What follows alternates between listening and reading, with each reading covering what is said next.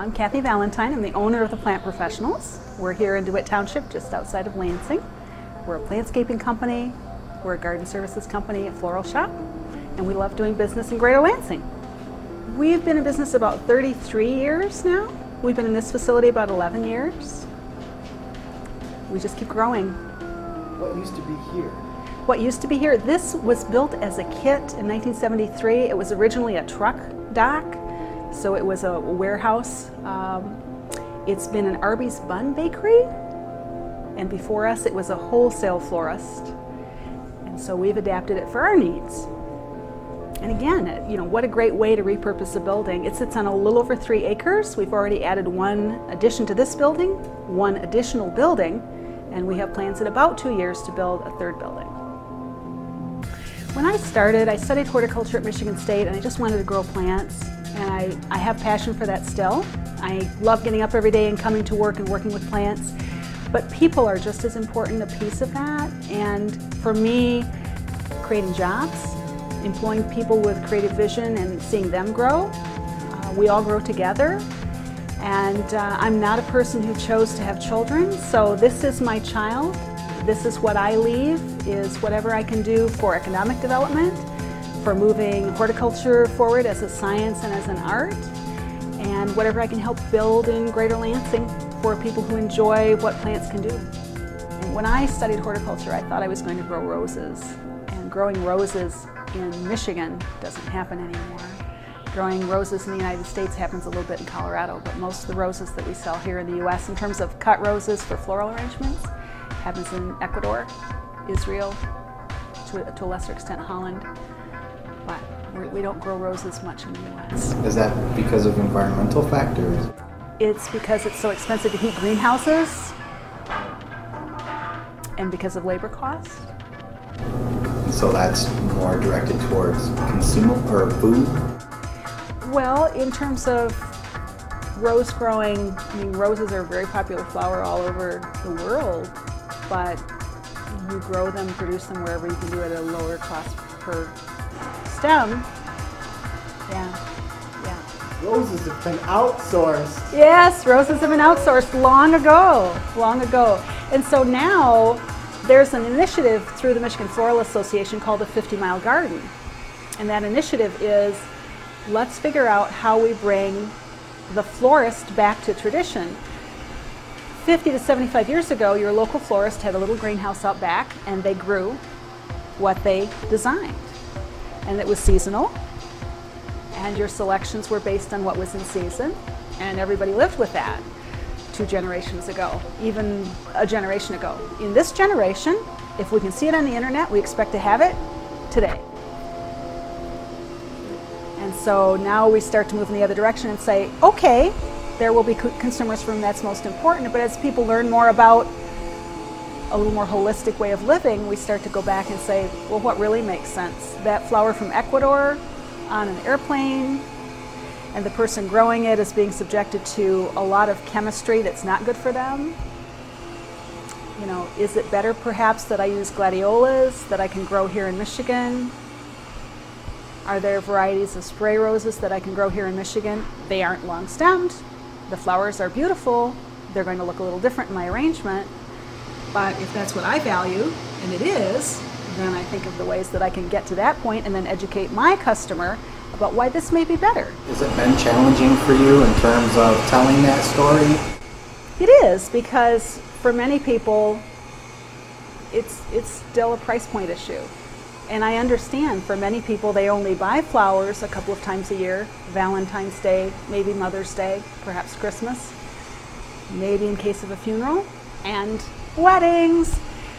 And roses are very popular for weddings. And when you're doing a wedding, you have a lot of expenses all at once, and so people are very cost conscious at wedding time. Where the reality is, a talented designer like Dave can walk out into the garden and use a lot of natural materials, use a few flowers, whether they be from that garden or whether they be from somewhere else, and do things that are beautiful and cost effective.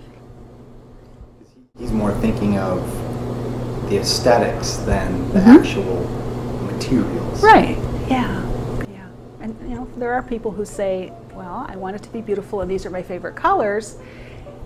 And then there are people who just simply say, I've got to have a long stem red rose and that's the only thing that would work for me. And so I seek that customer that's more interested in something more local, something more flexible, and probably actually better priced for them.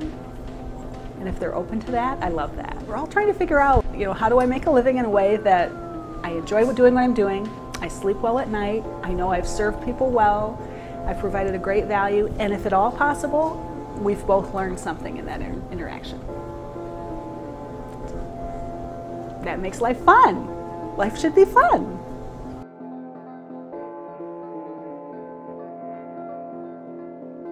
I have a new client who it's an engineering firm, 3 partners.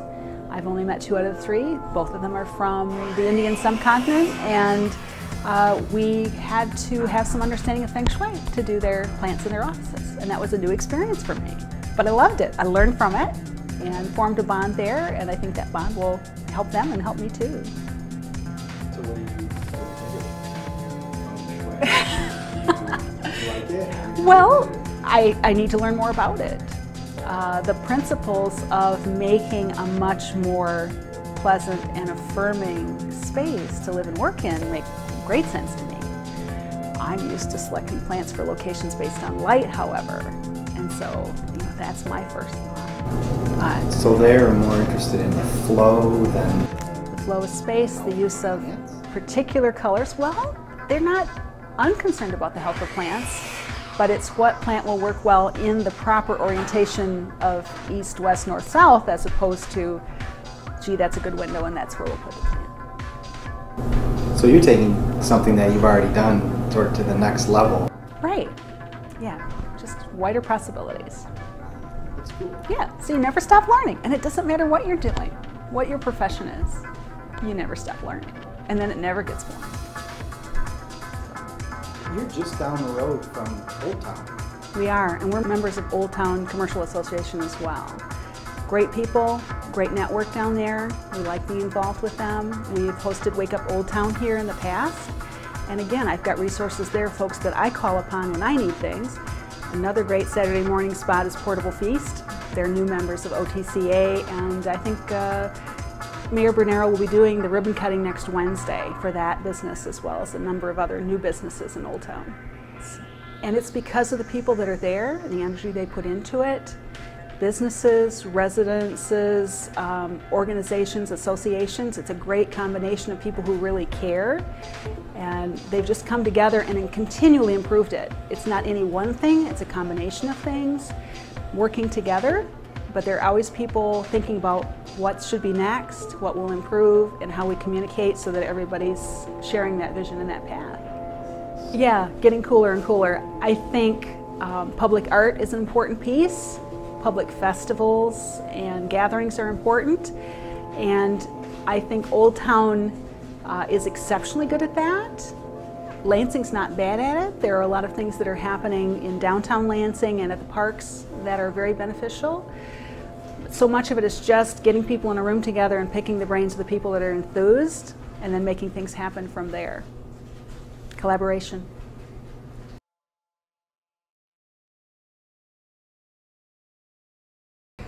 Doing business locally in Lansing is easy because there are so many great entrepreneurs doing business that offer services that we need. And there are many services that are obvious, like snow plowing and lawn mowing and so forth. But the less obvious things are some of the supplies that we need. Elfco, for instance, is where I get the Castile soap that I use for insect controls. There are galleries that I shop at when I want gifts. There are other places that I go if I want services. But it's so much more effective for me to go to Vet's Hardware and get the part or tool that I need, rather than going to the big box and wasting hours trying to find that slightly lower price and wasting my precious time.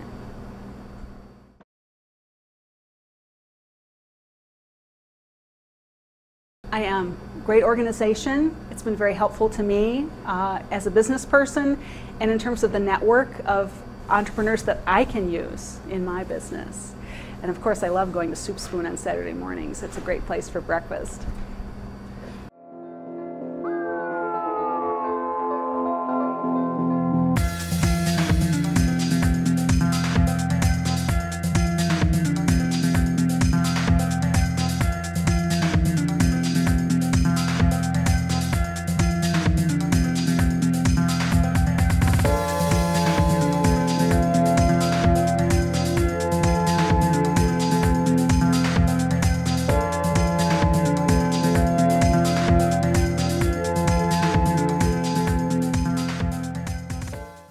love co-ops, and there's something bright and cheerful about every co-op.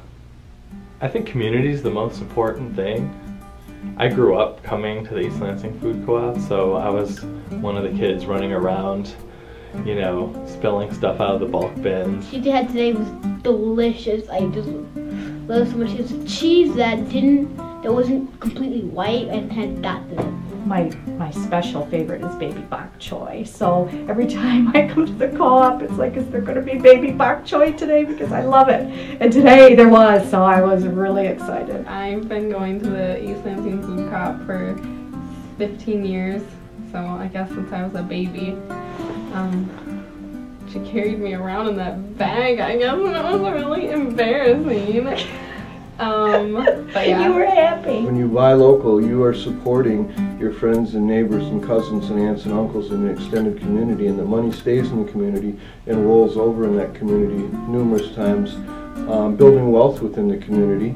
Plus, they're supporting local farmers, and I think that that's a really good thing to do. Well, it's an educational experience for me, but it's also a very pleasant way to meet people and to talk with people. And co-ops are just fabulous. I mean, they take people and collect their individual abilities and collect them together and make them stronger for the common good. And if we did more of it, I think we would be a healthier society. Our health is even more than what we eat, you know, and that's the other thing about the co-op is it's offering a hand to be in community, at least at some level. The motivation is not to make a profit. The motivation is to provide a service. Yeah.